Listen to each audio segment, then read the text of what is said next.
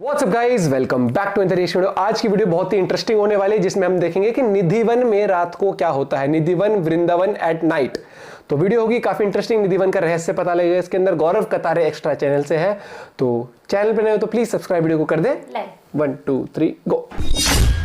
एक ऐसी जगह है जहाँ पर रात में आंखें खोलना मना है, यहाँ पर आना भी मना है। यहाँ जो रात में होता है वो अगर कोई देख लेता है तो उसकी मौत हो जाती है, या तो वह पागल हो जाता है या अंधा हो जाता है। इसीलिए इस जगह पर रात में जो होता है उसका आज तक कोई भी गवाह मौजूद नहीं है। भगवान श्री कृष्ण की ये फोटो आपने इंटरनेट पर कई बार देखी होगी। कई लोग दावा करते हैं कि ये श्री कृष्ण की वृंदावन में ली गई असली तस्वीर है, और जो लोग भगवान श्री कृष्ण के भक्त हैं वो इस तस्वीर पर आंखें बंद करके भरोसा भी कर लेते हैं। लेकिन उस समय तो ना कैमरा हुआ करता था, ना ही मोबाइल होता था, तो फिर भगवान श्री कृष्ण की ये तस्वीर आखिर कैसे ली गई? तो बिल्कुल सही समझे हो, आज हम बात करने वाले हैं वृंदावन के निधिवन के बारे में। वृंदा का मतलब होता है तुलसी, और इस वन में तुलसी के बड़े बड़े वृक्ष पाए जाते हैं, इसीलिए इसे तुलसी का वन यानी वृंदावन कहा जाता है। ये एक पवित्र धार्मिक स्थल तो है ही, लेकिन साथ ही साथ ये भारत की एक रहस्यमयी जगह भी है। इस जगह के बारे में कई अनोखी और रहस्यमयी कहानियां कही जाती हैं। कई लोग मानते हैं कि आज भी भगवान Shri Krishna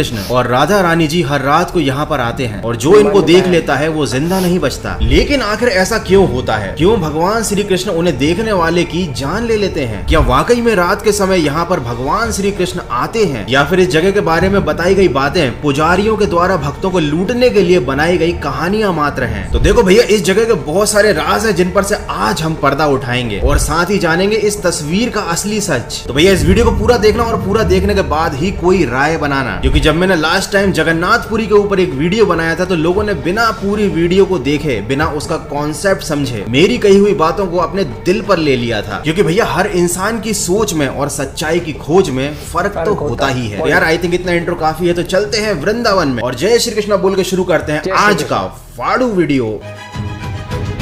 reality of photo of internet पर कई लोगों द्वारा दावा किया जाता है कि ये जो तस्वीर आप देख रहे हैं ये भगवान श्री कृष्ण की असली तस्वीर है। हालांकि समझदार लोग इन तस्वीरों पर विश्वास नहीं करते, क्योंकि वो अच्छे से समझते हैं कि उस समय पर ना मोबाइल होता था, ना ही ऐसी कोई टेक्नोलॉजी जिसके द्वारा किसी की तस्वीर ली जा सके। और अगर मैं आपको धार्मिक पॉइंट ऑफ व्यू से बताऊं तो भैया भगवान को अपनी भौतिक आंखों से देखना भी संभव नहीं है। उसके लिए आपको हृदय की आंखें चाहिए। तो ये तो मात्र एक कैमरा है, ये भगवान की तस्वीर कैसे ले सकता है? तो ये जो तस्वीर इंटरनेट पर वायरल हो रही है ये है आनंदमयी माँ की फोटो। ये एक भारतीय संत और योग गुरु थी। ये तस्वीर उन्होंने किसी को धोखा देने या मिसगाइड करने के लिए नहीं खिंचवाई थी, वो तो स्वयं भगवान श्री कृष्ण की भक्त थी। हाँ, लेकिन उनकी इस तस्वीर का इस्तेमाल इंटरनेट पर गलत तरीके से जरूर किया जा रहा है। Check it, mystery of Nidhivan. चलिए अब बात करते हैं निधिवन के बारे में। ये जगह यमुना नदी के पास में स्थित है, काफी सुंदर जगह है, और यहाँ की खास बात है यहाँ पर तुलसी के बड़े बड़े ऊंचे वृक्ष हैं। जनरली हम लोग जो घर में तुलसी लगाते हैं वो काफी छोटे साइज की होती है, लेकिन यहाँ पर आपको तुलसी के वृक्ष मिलेंगे, मतलब लिटरली बड़े बड़े पेड़। लेकिन ये बात इस जगह को रहस्यमय नहीं बनाती। एक्स्ट्रा ऑर्डिनरी बात तो ये है कि लोगों द्वारा माना जाता है कि ये जो पेड़ है ये गोपियां हैं जो रात में अपना असली रूप ले लेती हैं। जब रात के समय श्री कृष्ण इस वन में प्रकट होते हैं तब ये पेड़ अपने असली रूप में, मतलब गोपियों के रूप में आ जाते हैं। हालांकि शाम ढलने के बाद निधि वन में जाना अलाउ नहीं है। जो लोग भगवान में विश्वास रखते हैं उनका ये मानना है कि भगवान कृष्ण और राधा रानी सभी गोपियों के साथ यहाँ पर रास लीला रचाते हैं, और इसीलिए रात के समय यहाँ पर भक्तों का आना मना है। देखो ये तो खैर कोई गलत बात नहीं है, क्योंकि प्राइवेसी नाम की भी कोई चीज होती है, लेकिन एक चीज है जिसका लोग अभी तक गलत मतलब निकालते आ रहे हैं, और वो है रासलीला।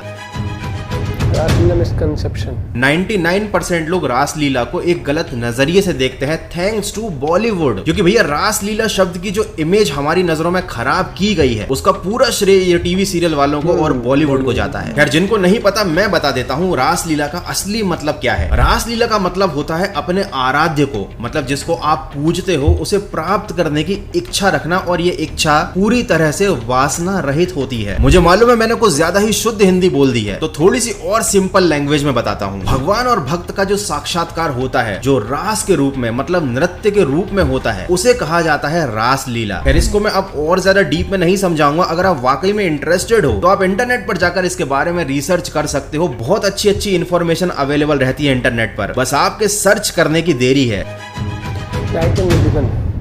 इस जगह पर झाड़ियों के बीच एक छोटा सा महल है, जिसकी छत के नीचे श्री कृष्ण के लिए सूर्यास्त के बाद भोग रखा जाता है। दातून रखी जाती है, पान, लड्डू, भोजन, बिंदिया, चूड़ियां और श्रृंगार के सामान का भोग लगाया जाता है। सुबह जब मंदिर के कपाट अर्थात दरवाजे खोले जाते हैं तो ये सारा सामान इधर उधर बिखरा मिलता है। यहाँ पर चबाया हुआ दातून, पानी का खाली लोटा, आधा खाया हुआ पान और थोड़े से खाए हुए लड्डू मिलते हैं। इन सब चीजों से ऐसा प्रतीत होता है जैसे स्वयं भगवान श्री कृष्ण यहाँ पर आए हों और उन्होंने इन सभी चीजों का इस्तेमाल किया हो। यहाँ पर जो तुलसी के बड़े बड़े वृक्ष लगे हैं, जिन्हें भक्तजन गोपियां मानते हैं, उनकी शाखाएं भी अजीब तरीके से बढ़ती हैं। ये शाखाएं ऊपर की बजाय नीचे की ओर जाती हैं। निधि वन के पास में ही जो घर बने हुए हैं, कहा जाता है कि उनमें खिड़कियां नहीं होती और जिन घरों में खिड़कियां भी हैं, उन लोगों ने उन खिड़कियों को बंद कर रखा है ताकि रात के समय गलती से भी निधि वन में होने वाली रासलीला उन्हें दिखाई न दे जाए, क्योंकि अगर वो ये रासलीला होते हुए देख लेते हैं तो हो सकता है वो भी अंधे हो जाएं या उनकी जान चली जाए। अब ये जो मैंने आपको सारी बातें बताई हैं, ये बहुत सारे YouTube वीडियोस ने बता रखी हैं। इंटरनेट पर भी निधि वन के बारे में यही सब बताया जाता है, लेकिन रियलिटी काफी अलग है।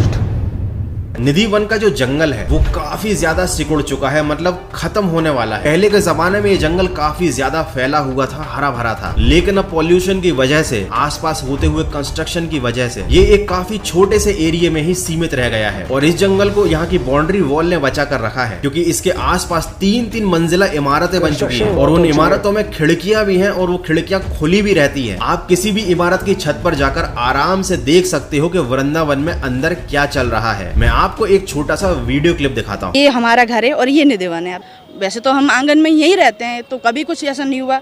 हम बेशक छत पे भी सोए हैं रात्रि में कभी कभी, लेकिन हमने कभी रात्रि में 12 बजे के बाद निधि वन में झांकने की कोशिश नहीं की। अच्छा, ये तो था दिन का वीडियो। रात के समय भी कुछ लोग रिसर्च करने के लिए यहाँ पर आ चुके हैं। उन लोगों ने यहाँ पर पूरा वीडियो बनाया, उन्हें कोई रासलीला होते हुए दिखाई नहीं दी और ये सभी लोग ना अंधे हुए ना बहरे हुए और ये लोग अभी तक जिंदा भी हैं। और इनके द्वारा बनाई गई वीडियो आप अभी देख सकते हो अपनी स्क्रीन पर और आपका भी कुछ नहीं बिगड़ेगा।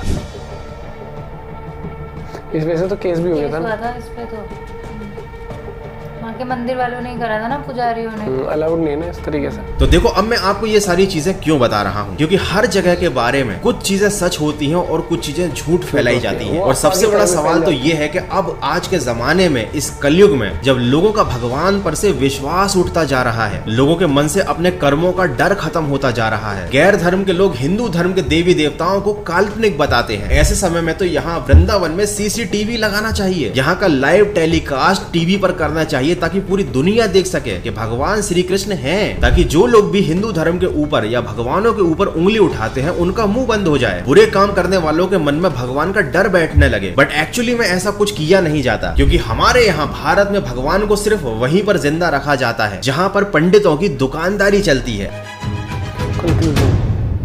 देखो, मैं भगवान के अस्तित्व पर सवाल उठाने वाला कोई नहीं होता, लेकिन जहाँ पर भगवान के नाम पर हमें बेवकूफ बनाया जा रहा हो, उस जगह पर तो हम कम से कम सवाल उठा सकते हैं। क्या श्रद्धा के नाम पर हमेशा हर जगह बेवकूफ बनना जरूरी है? देखिए, जिसको ईश्वर में विश्वास है उसे सबूत देने की कोई जरूरत नहीं है, और जो भगवान पर विश्वास नहीं करता उसे कितने भी सबूत दे दो वो विश्वास नहीं करेगा। तो हमें समझना चाहिए कि आखिर भगवान हमें क्या संदेश देना चाहते हैं। क्या हम वाकई में उनकी कही गई बातों को अपने जीवन में उतार रहे हैं? क्या हमारे धार्मिक स्थल केवल लोगों के द्वारा बनाई गई कहानियों के आधार पर ही चलते हैं? क्या केवल नारियल फोड़ना, अगरबत्ती लगाना, पूजा पाठ करना केवल यहीं तक सीमित है आपकी जिम्मेदारी? जो संदेश वो देना चाहते हैं, जिस तरीके से जीवन जीने के लिए वो आपको प्रेरित करना चाहते हैं, क्या हम आज के जमाने में उनकी बातों का अनुसरण कर भी रहे हैं या केवल हम धर्म के नाम पर दिखावा कर रहे हैं? आप मुझे खुद बताइए, किस चीज की इम्पोर्टेंस ज्यादा है? रामायण असलियत में हुई थी या नहीं हुई थी, इस बात के साइंटिफिक सबूत ढूंढने का महत्व ज्यादा है, या फिर रामायण में हमें जीवन जीने का जो संदेश दिया गया है, हमें जो सीख दी गई है, उसे अपने जीवन में उतार कर अपने जीवन को बेहतर बनाने का इंपॉर्टेंस ज्यादा है? तो अगर हम रामायण से कुछ बात सीख कर अपने जीवन को बेहतर बनाते हैं तो हम स्वयं रामायण के अस्तित्व के एक सबूत बन जाएंगे, हमें किसी और सबूत की जरूरत नहीं पड़ेगी। तो बेसिकली आज का ये निधि वन से रिलेटेड वीडियो मैंने इसलिए बनाया था क्योंकि इंटरनेट पर निधि वन से रिलेटेड जितने भी वीडियो अवेलेबल हैं उनमें वही घिसी पिटी पुरानी बातें आपको बताई गई हैं, जिनमें से कि आधी बातें लोगों द्वारा मनगढ़ंत फैलाई गई हैं, जिनका सच्चाई से कहीं तक कोई लेना देना नहीं है। और ये बात आप भी मान के चलिए कि हमारे जीवन में अंधविश्वास ने इतनी गहराई तक जड़ें जमा ली है कि हमें अब उसे उखाड़ कर फेंकना पड़ेगा। हमें समझना पड़ेगा कि हमारा धर्म, हमारे भगवान, हमारे मंदिर, हमारे धार्मिक स्थल केवल एक पर्यटन स्थल नहीं है जो पंडित पुजारियों द्वारा फैलाई गई कहानियों के आधार पर चलते हो। इनका एक विशेष महत्व है, इनसे मिलने वाली एक विशेष सीख है जिसे हमें अपने जीवन में उतारना चाहिए। देखिए, मुझे मालूम है कि ये टॉपिक काफी कंट्रोवर्शियल है और मैंने अपनी तरफ से इस वीडियो में एक सही मैसेज देने की ही कोशिश की है, लेकिन फिर भी अगर आपको इस वीडियो में कही गई किसी बात से बुरा लगा है तो मैं अपनी तरफ से माफी मांगता हूँ। लेकिन अगर आपको ये वीडियो, इसमें कही गई बातें पसंद आई है तो वीडियो को लाइक जरूर करना है, इसे किसी न किसी के साथ शेयर जरूर करना है और ऐसे ही वीडियोस को देखने के लिए चैनल को सब्सक्राइब कर लेना। मिलते हैं अगले एक और तगड़े वीडियो में।